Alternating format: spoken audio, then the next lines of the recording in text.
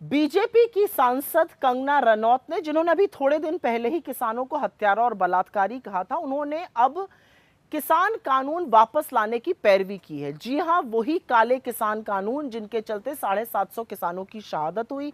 उनके स्टेटमेंट के बाद आक्रोश हुआ, लोगों ने उस पर गुस्सा दिखाया, तो उन्होंने माफी मांगी और कहा मैं खेद व्यक्त करती हूं, अपने शब्द वापस लेती हूं।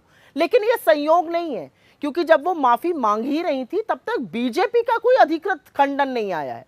नड्डा जी जो अध्यक्ष है, उन्होंने एक बार भी नहीं कहा है कि ये गलत है, ये पार्टी का स्टैंड नहीं है। और प्रधानमंत्री जो आज हरियाणा सोनीपत में थे, उन्होंने एक शब्द नहीं बोला है कि हम ऐसा नहीं करने वाले हैं। तो ये क्यों ना माना जाए कि असल में ये एक बलून है जो टेस्टिंग के लिए छोड़ा गया था, ये प्रयोग किया जा रहा है। अभी उनका माफी मांगना थमा ही नहीं था, तब तक बीजेपी के एक एमएलए हैं नंद किशोर गुर्जर, वो कूद पड़े। ये वही व्यक्ति है जिसने राकेश टिकैत को रुलाया था, जो लठैत लेकर गए थे किसानों पर आक्रमण करने बॉर्डर पे। वो कहते हैं बिल्कुल आने चाहिए किसान कानून वापस। अभी लोग इन्हीं से निपट रहे थे, तब तक तो हरियाणा के पूर्व मुख्यमंत्री मनोहर लाल खट्टर ये कहते हैं कि जो शंभू बॉर्डर पे लोग बैठे हैं वो किसान थोड़े ही हैं, वो तो मुखौटा पहने दूसरे लोग हैं। मतलब ये है बीजेपी का असली चाल चरित्र, चेहरा और डीएनए, जो किसान विरोधी है, जो रह रह कर छलक जाता है।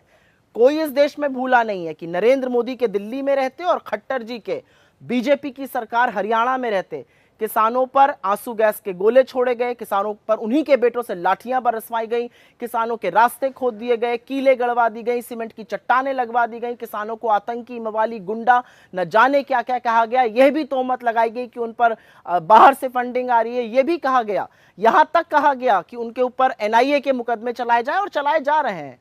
तो कोई 750 किसानों की शहादत को भूला नहीं है, और कोई ये भी नहीं भूला है जो कि राहुल जी ने बताया कि सदन में जब 750 किसानों की शहादत के बाद विपक्ष खड़ा होकर श्रद्धांजलि के लिए 2 मिनट मौन रखना चाहता था, बीजेपी ने वो भी नहीं होने दिया।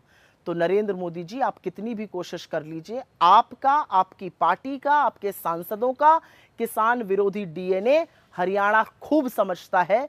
वो हिसाब भी मांग रहा है, वो जबरदस्त जवाब भी देगा।